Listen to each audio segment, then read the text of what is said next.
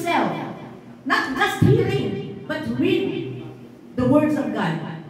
But if you just listen, you might be deceived. Kasi dili ka rooted, di ka grounded.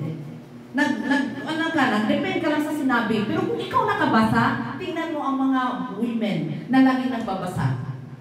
Talagang kahit ano sasabihin, dili sila maitarong. Bakit? Nabasa nila eh. No? So, ito ang sinabi ni Satan. Satan cast doubt on her mind. Okay, yun ang first strategy. Sa mind, natake talaga yung mind, no? Ni Satanas. Kaya nga, okay, because of that, gitwist ni Satan. Tingnan mo sa verse 4, ngunit sinabi ng Ahaz. Think, Ahaz here is serpent. And when we go to Revelation 20 verse 2, the serpent there, or the old serpent is the dragon, the Satan, or the devil. So yun. So siya yun. Ngayon, sinabi ng devil, sabi niya, hindi iyan totoo. That's not true. O he twisted the truth. No? Bakit? Hindi totoo yan. Kasi, narinig lang kasi ni Eve. Hindi kasi niya narinig ang boses ni God na nagsabi, huwag. Yun ang disadvantage. Na kung kayo maniniwala sa Diyos, pero hindi nyo nabasa, madali kayong matangay. Alam nyo, nag-evangelize ako doon. Diyan, na yung dalawang mag-asawa dyan sa kuha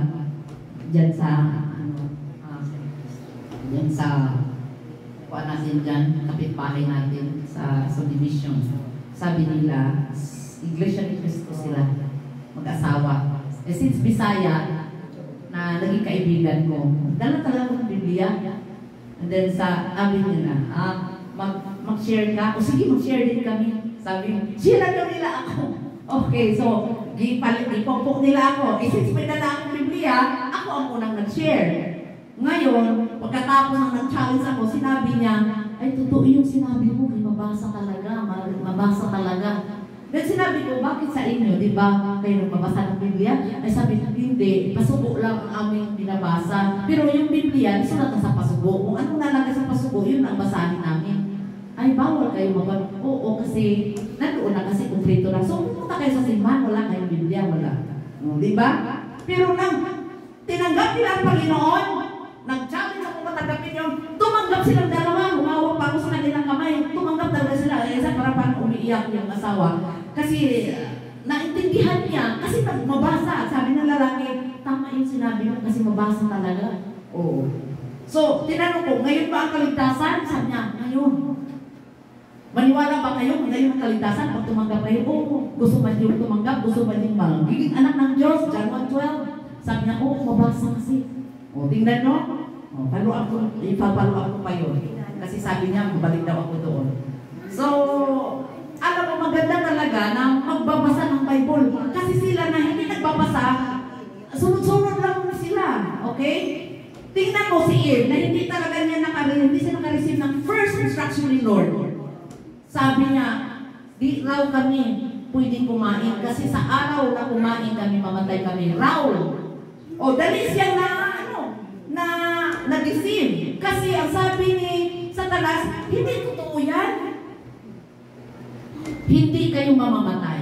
No. Hindi kayo mamamatay. Yun ang sabi ni God, you will surely die. But Satan said, you will not surely die. Inaan pa niya, you will not. Dinagdagan lang niyang not. Si Satanas, magdagdag siya. Anong sabi sa Revelation? Kung sino mang magdagdag ng salita ako, dagdagan ko ang parusa. Kung sino mang tanggalin ko rin siya sa bukulan. Alam mo bakit sinabi ni Lord? Kasi yun ang weakness ng tao, no? Na minsan magdadagdag. Tingnan ko yung may mag-aaway dahil sa gossip, dinagdagan, no? Minsan mabawasan. Yun ang trick ni Satan. Dagdagan, bawasan. Pag ikaw di ka makarinig, di mo mabasa salita ng Diyos, ang iyong faith is madali lang maano kasi hindi mo nabasa. Itong nangyari kay Eve. So, anong nangyari? Nakapasok si Satanas. Sabi ni Satanas, hindi totoo yan. Hindi kayo mamamatay. You will not surely die. 5. Basahin natin. Sinabi lang nila ng Diyos. Sapagkat alam kasi niya, kung kakain kayo na bunga ng niyon, ay makakaunawa kayo. Kayo ay magiging parang Diyos. Ha? At malaman ninyo ang mabuti at masama. O, tingnan mo. Ano ang temptation ni Satan? Hindi totoo yan. May tinatago yan Diyos na yan. Ang ayaw ng Diyos kasi na mayroon kayong matutunan. Ang inyong natutunan ngayon, mabuti lang. Hindi nyo alam ang masama. O, tingnan mo. Si God, alam niya ang mabuti masama. Pero kayo, mabuti lang. Kaya nga, huwag kayong pakainin dyan kasi malaman ninyo ang mabuti masama, magiging kayong katulad ng Diyos.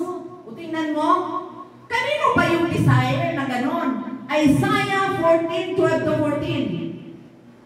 I will exalt my throne above the stars. I want to be like the Most High. I want to be like God. Okay, sino yan? Ang diablo yun. Gusto kasi niya sa langit na siya i-worship sa mga angels. No? Gusto niyang palitan ba si God? Kasi perfect and beauty siya. Nakita niya sobrang ganda at matalino. Okay, ginamit niya katalinuhan na gusto niyang mapantayan ang Diyos. Ang kagandahan, ang glory ni Lord, gusto niyang mapantayan. He wanted to be like God. Sa kanya yun. Gina-inject niya sa tao. Gusto ni Satanas na ikaw na tao, mag-worship ka. I-glorify ka. Di ba mayroon tayong, minsan desire na, uy, ang ganda mo naman. Mataas ang ego natin. Di ba? Pag sabi, pangit mo naman, ay sobra ka rin.